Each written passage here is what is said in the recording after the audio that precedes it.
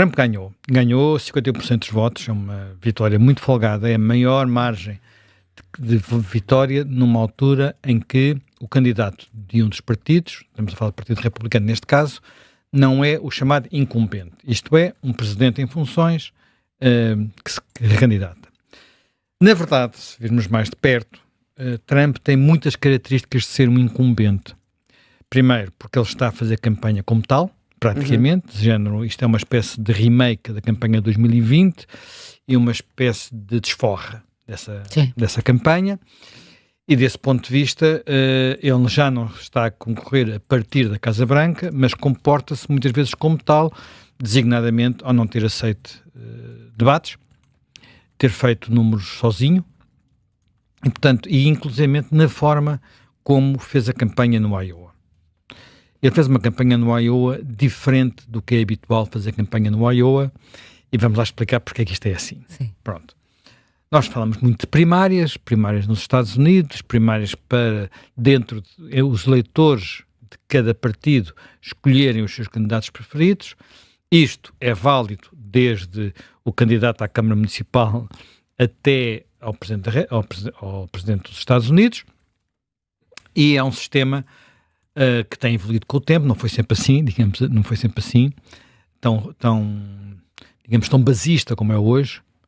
Isto é uma coisa que vem da década de 60, quando eles antes os delegados que eram eleitos Estado a Estado, é uma República Federal, não nos esqueçamos, tinham a liberdade depois de voto quando chegavam às convenções dos partidos, que são lá para o verão. Sim.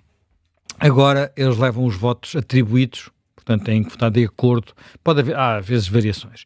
O Iowa tem aqui umas características originais, é que habitualmente isto é feito, portanto os eleitores nos Estados Unidos podem registar-se como republicanos ou democratas ou independentes, e para participar nas primárias, só podem participar nas primárias do seu partido em quase todos os estados. Há estados em que há pequenas exceções, mas por regra só podem participar nas primárias do seu partido, o que faz sentido.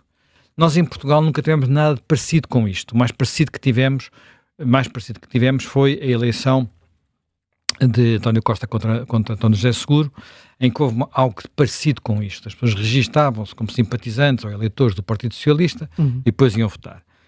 Há países que já tentaram, isto não tem pegado em quase lado nenhum, digamos. Nem no PS pegou, porque foi só dessa vez. Não pegou no PS, em França também já houve tentativas de fazer coisas assim, com participação muito superior à nossa. A participação do PS foi muito baixinha, digamos assim, muito pequenina, quando comparamos com os números de outros países e mesmo daqui dos Estados Unidos. Ora bem, no Iowa, no entanto, a coisa é diferente.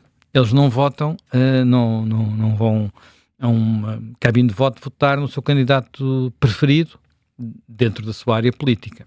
No Iowa, eles fazem uma coisa também muito americana, que são plenários, uma espécie de plenários, em que se reúnem todos no sítio onde habitualmente votam, portanto vão para uma escola, para uma biblioteca, para uma câmara municipal, às vezes para uma igreja, outras vezes até em casas particulares, vê lá tu, juntam-se ali os eleitores daquele partido, alguns os comparecem, e ontem havia um grande problema em comparecer, porque as temperaturas estavam alucinantemente baixas, estamos a falar de dezenas de graus negativos, até custa dizer, até fica arrepiado só dizer. Só as imagens arrepiam. Uma pessoa fica arrepiada, portanto tem que comparecer, e depois cada candidato tem o seu campeão, que faz um discurso a explicar porque é que deve ser um ou deve ser outro, e depois eles lá votam e escolhem um ou escolhem outro. Portanto é um sistema muito, muito particular e muito americano. Votam em boletim? Nem sei se votam em boletim, se votam em braço no ar. Não sei, isso já não sei responder. Eu acho que há alguns, pelo menos alguns, são de braço no ar. Eu acho que há muitos que são de braço no ar. Atenção, alguns destas reuniões têm 7, 10 pessoas. Estamos a falar de reuniões por câmara de voto. Às vezes são sítios muito pequeninos. Eu estive aqui a ver num site onde tem a votação sítio, e há sítios em que a votação é 10 para um, 7 para o outro, coisas assim do género. Portanto, são sítios onde está muito pouca gente. Há outras não, que são reuniões ainda com 100, 200 pessoas. Portanto, isto é um sistema muito diferente. E, habitualmente, é uma campanha que os candidatos, que é a primeira primária, portanto, a primeira vez que... Eles chamam isto cálculos, portanto, que é diferente da votação. Portanto, é o sistema que é usado. Mas como é a primeira, dá um tom o tom para o que vem a seguir, para as outras que vêm a seguir. E, portanto, muitas vezes condiciona a votação nos grandes círculos, porque estamos a falar de um Estado que tem 3 milhões de habitantes, isto é, menos de 1% da população dos Estados Unidos. Portanto, é um Estado basicamente rural. Portanto, a maior parte das pessoas vivem em pequenas povoações e tem uma produção, aquilo é no Midwest, portanto, sobretudo milho, cereais. Ora bem, ontem, pelo que eu percebi, terão participado menos pessoas do que é habitual, ou menos do que participaram nas últimas eleições, designadamente em 2016, aquelas que foram mais competitivas, não é? E que Trump não ganhou dessa vez, portanto ganhou Ted Cruz, entre os republicanos. Nessa altura terão participado 180 mil pessoas, 186 mil pessoas. Ontem, a contagem não estava terminada, mas ia pouco acima de 100 mil. Sim. Portanto, o que é natural, porque há muito frio, não é? Há muito frio. Portanto, muitas pessoas não se atreveram sequer a sair de casa. Isso, desse ponto de vista, pensando assim, bem, quem é que ficar em casa deu vantagem? Ter ficado mais gente em casa terá dado vantagem. Aquilo que eu li é que terá dado vantagem a Trump, porque Trump tinha uma organização no terreno mais forte, mais poderosa. Arranjou uma forma, até porque tinha campanhas anteriores, que podia, com bases de dados, arranjou os seus capitães, um pouco por todos os círculos. Mas também quer dizer que saíram os mais mobilizados, os mais entusiasmados. Sim, os mais mobilizados, depois chamavam outras pessoas para virem votar, não fiques em casa, vem cá. Claro. Isto é muito importante nos Estados Unidos, esta mobilização. E, portanto, ele estava com sondagens na casa dos 45%, 50%, teve 51%, portanto, considerando uma mobilização diferencial, não é assim um sucesso extraordinário. É pouco ou muito? É muito ou pouco, quero dizer. Bem, depende do ponto de vista. Se for uma primária normal, aberta, como muitas vezes são aquelas aqui, habitualmente aqui os candidatos estão ainda a testar as águas, é a primeira vez, são listas muito variadas e, portanto, muitas vezes as votações são 20%, 30%, 40% e não passam disto. 50% e uma margem de 30% para o segundo, como eu disse, é recorde para um não incumbente. Se considerarmos que ela era um incumbente, mesmo que disfarçado, a votação não é nada de excepcional. E, inclusivamente, noutras eleições anteriores, enfim, não entre os republicanos, mas entre os democratas mudaram o sistema, já não têm este sistema no Iowa. Portanto, tem um sistema mais tradicional, com voto normal. Mas entre os democratas houve vários casos anteriores em que o Iowa de repente acendeu uma luz vermelha mesmo para o incumbente, sendo que em alguns casos o próprio incumbente acabou por desistir pouco depois. Lyndon Johnson em 68, não me quero enganar. Só tu, para saber essas datas de cor. Em 68, depois Jimmy Carter em 1980, também teve ali Jimmy Carter conseguiu, quem o desafiou foi, o Edward Kennedy, o irmão Kennedy, ele ficou ali tremido e fez uma campanha, conseguiu ser outra vez nomeado, depois perdeu para Ronald Reagan, mas fez uma campanha complicada, e do lado dos republicanos, o pai Bush também teve alguns problemas na sua recandidatura. Depois também acabaria por perder para o Bill Clinton. Bem, portanto, conforme o olhar que tivemos para lá, ele teve um grande resultado, um resultado que não é tão grande assim. Porquê?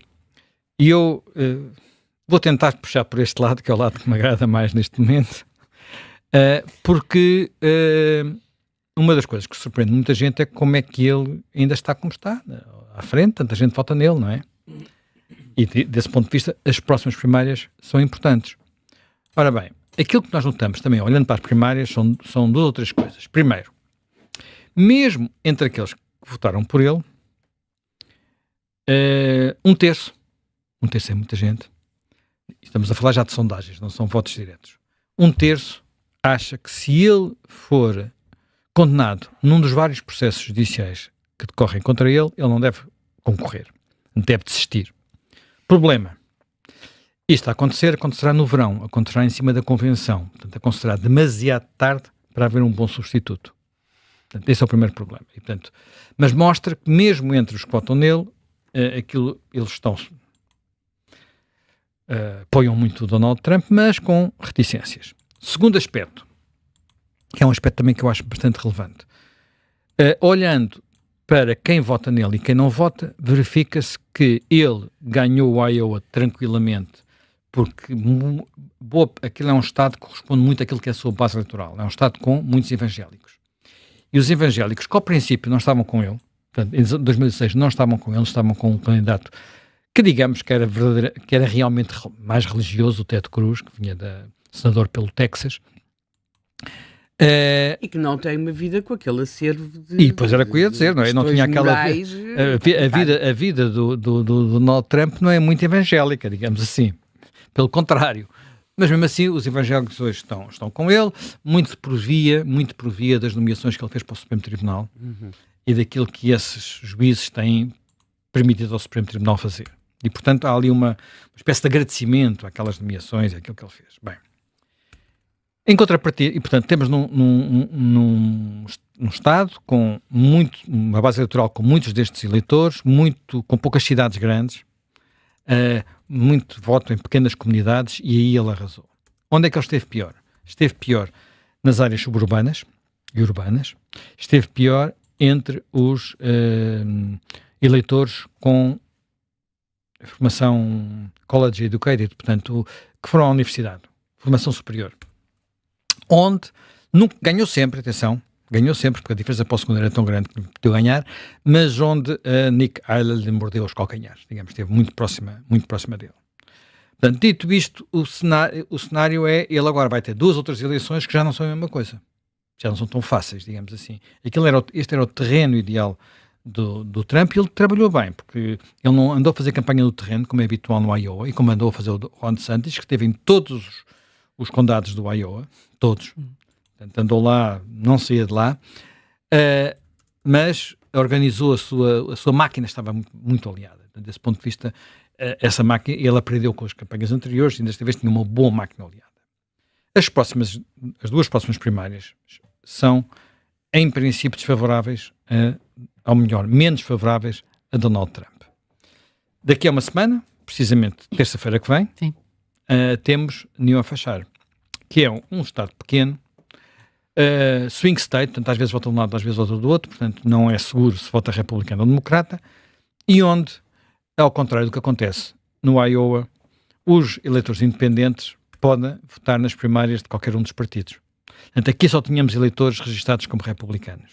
No Iowa, os eleitores independentes podem votar. E, entre os eleitores independentes... Não, ao contrário, em New Hampshire. Não, perdão, em New Hampshire... Perdão, desculpa. Sim. Os eleitores independentes podem votar. E, entre os eleitores independentes, quem é que tem vantagem? Tem vantagem a Nick Haley. Sendo que no New Hampshire, ela não...